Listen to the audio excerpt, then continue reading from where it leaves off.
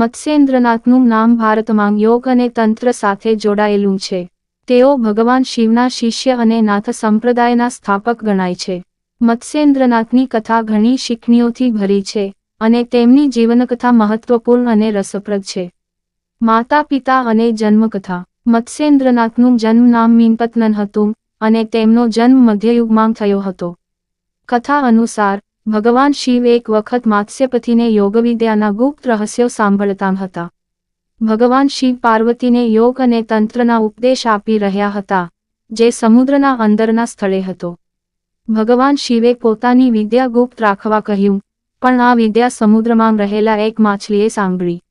માછલી, જે અંદરથી શાંત હતી અને ભગવાન શિવના ઉપદેશમાં મગ્ન હતી, અંતે ભગવાન શિવે તેને આશીર્વાદ આપ્યો કે તે મનુષ્ય રૂપ ધારણ કરશે અને તંત્ર અને યોગની વિદ્યા પ્રગટ કરશે. આ માછલી જ મત્સ્યેન્દ્રનાથ બની. યોગ અને તંત્ર. મત્સ્યેન્દ્રનાથને યોગ અને તંત્રના શક્તિશાળી ગુરુ માનવામાં આવે છે. તેમને યોગ શીખવા માટે મહાન સાધનાનો અભ્યાસ કર્યો હતો. મત્સ્યેન્દ્રનાથની મહાન યોગ વિદ્યા, તંત્ર ઉપાસના અને અભ્યાસથી તેમને અનેક શિષ્યો મળ્યા, જેમણે તેમની વિદ્યા સાથે આગળ વધ્યા. મત્સ્યેન્દ્રનાથ અને તેમની શિષ્યમંડળીએ યોગ વિદ્યા અને તંત્ર ઉપાસના અનેક સ્થળોએ પ્રચલિત કરી. તેઓ કાઠિયાવાડના વિવિધ પ્રદેશોમાં ફરતા રહ્યા અને લોકોના કલ્યાણ માટે યોગ વિદ્યાનું પ્રસાર કર્યું. તેમનો મુખ્ય શિષ્ય ગોરખનાથ હતો, જે પછીથી નાથ સંપ્રદાયના મહાન ગુરુ બને. મત્સ્યેન્દ્રનાથની કથા અને સાધના. મત્સ્યેન્દ્રનાથના જીવનનો એક મહત્વપૂર્ણ ભાગ છે તેમની સાધના અને અનુક્રમણિકાઓ. એક કથા અનુસાર મત્સ્યેન્દ્રનાથ એકવાર રાજમાર્ગે જતા હતા, ત્યારે એક જગ્યા આવી કે જ્યાં રાજાની અને તેની રાણીની પૂજા કરવામાં આવતી હતી.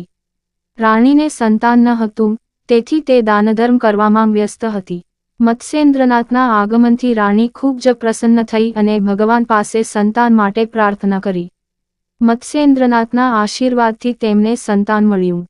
મત્સ્યેન્દ્રનાથ અને ગોરખનાથ. મત્સ્યેન્દ્રનાથના મુખ્ય શિષ્ય ગોરખનાથને પણ નાથ સંપ્રદાયમાં ખૂબ મહત્વ આપવામાં આવે છે.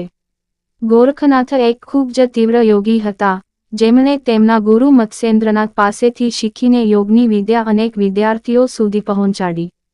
તંત્ર અને નાથ સંપ્રદાય. મત્સ્યેન્દ્રનાથને નાથ સંપ્રદાયના સ્થાપક તરીકે માનવામાં આવે છે.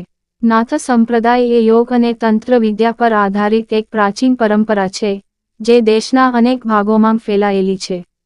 મત્સ્યેન્દ્રનાથ અને તેમના શિષ્યો દ્વારા યોગના વિવિધ પ્રકારો અને સાધનાનો વિકાસ થયો, જેમાં હઠયોગનો મુખ્ય અમલ હતો.